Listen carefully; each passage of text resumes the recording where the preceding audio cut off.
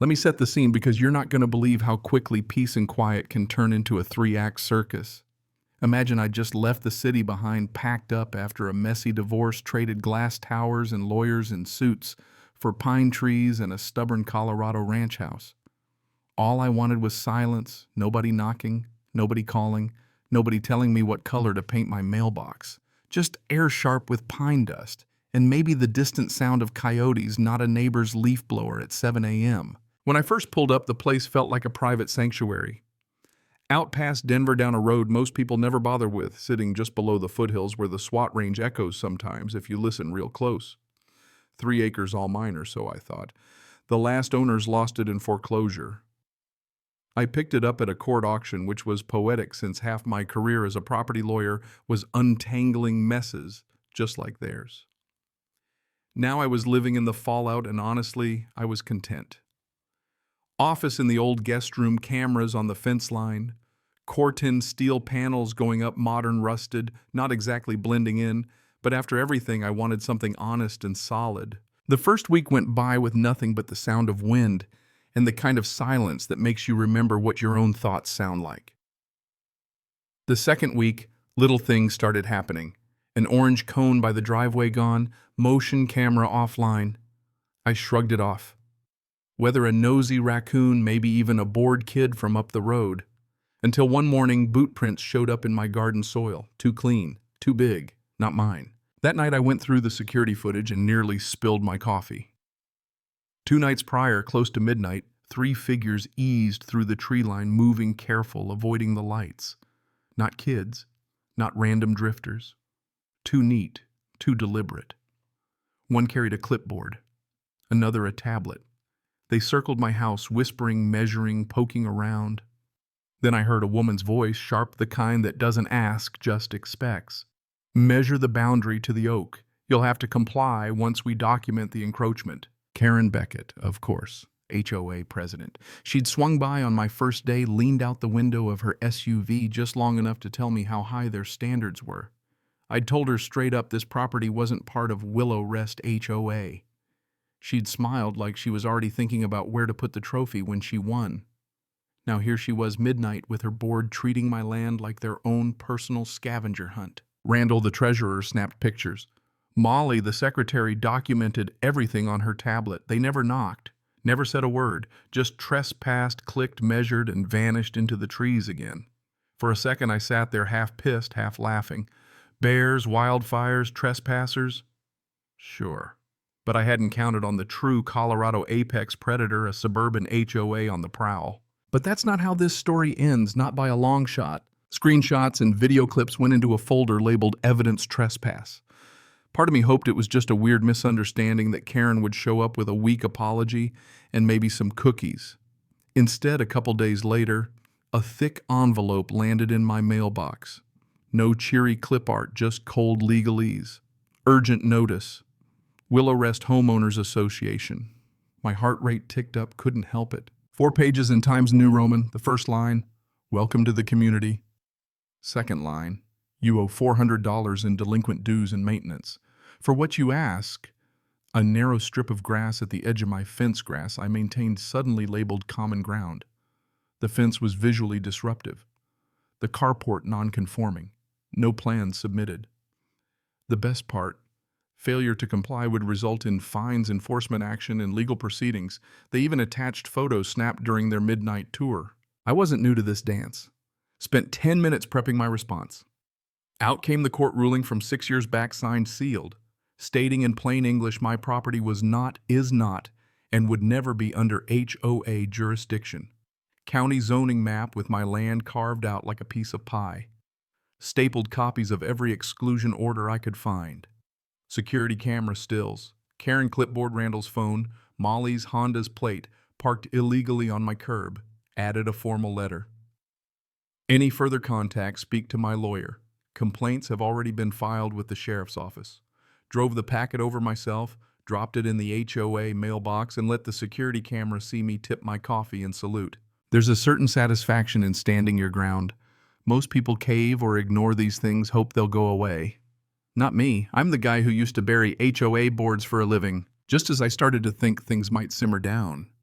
A sheriff's cruiser pulled up. Two deputies, all slow movements and sunglasses like they had all day. Morning officers, I called out, not even pretending to be surprised. Karen Beckett send you? They wanted to talk. Apparently Karen had accused me of sending threatening correspondence. I handed over the paperwork, every letter, every document, every timestamp. The older deputy flipped through it, raised a brow at the nighttime trespass photos. Is this Karen Beckett, HOA president, he asked. That's her. Randall and Molly too. Suddenly the mood shifted.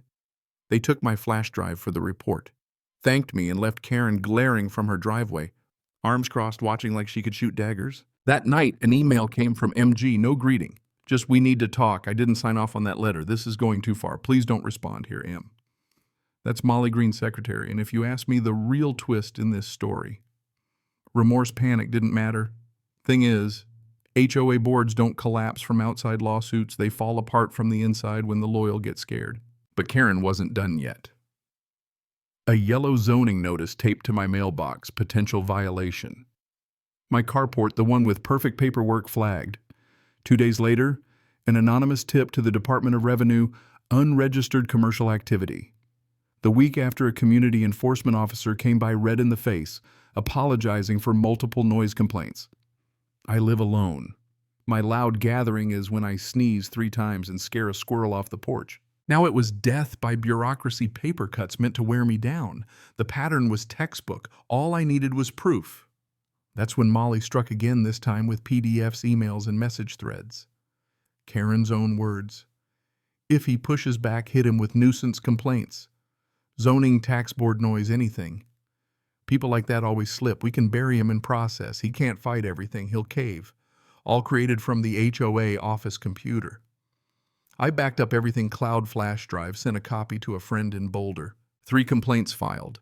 1 to zoning citing harassment. 1 to the state for false tax reporting. 1 to the sheriff's office, evidence of conspiracy attached. The next time I saw Karen at the grocery store, she wouldn't meet my eyes. A week later, I met Molly at a gas station out of town. 2 cars idling, windows cracked. She looked exhausted. Handed me a thumb drive, more emails, more audio, a memo for a fake community vote to retroactively rope my land into the HOA. Karen encouraging the board to coordinate complaints, even templates for anonymous neighbor emails. Audio from a meeting. If we turn the neighborhood against him, he'll either leave or fold. No one wants to live surrounded by enemies. I asked why she was flipping. She threatened me, Molly said. Tried to scare me about my husband's VA claims, but I realized if I stick around, I go down with her. You will, I said, but you testify, you'll land on your feet. 2 weeks later, HOA flyer for a community roundtable. The room was packed, residents, retirees, even folks I'd never seen before. Karen front and center, Randall flanking her, Molly keeping her head down. Karen preached order and shared values, then started in about one homeowner undermining harmony. No names, but everyone knew. I stood up. Are you suggesting someone not in your HOA has to follow your rules? She froze. This is a community issue, she stammered. Except I'm not in your HOA. I have a court ruling. You've seen it. Instead, you've trespassed, sent fake invoices, coordinated false complaints. The room rippled with shock. I held up emails, audio, nodded at Molly, who after a long pause gave the smallest, most devastating nod. Someone whispered, "Is this true?" Karen sputtered, tried to recover, but the room was already tilting away from her. On my way out, I handed her a cease and desist. The next one's from a judge. The lawsuit felt cathartic. Click of the keyboard, thump of the printer case, captions bold as hell.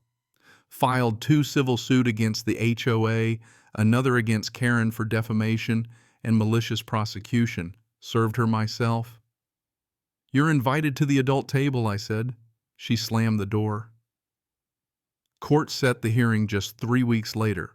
My evidence package over 200 pages, 77 exhibits, video, emails, audio maps, court orders.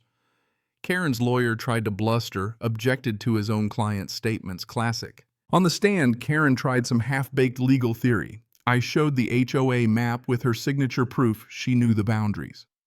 Exhibit 52, her email, ways to keep pressure on. The judge, old and crusty, told her flat out, "This isn't overreach, it's vendetta. Court ruled in my favor. Fines, injunctions, restraining orders, bar complaint for Karen." Satisfaction with a side of poetic justice. After the verdict, silence. No more late-night emails, no more patrols. Then Karen stormed into the HOA building for an emergency session.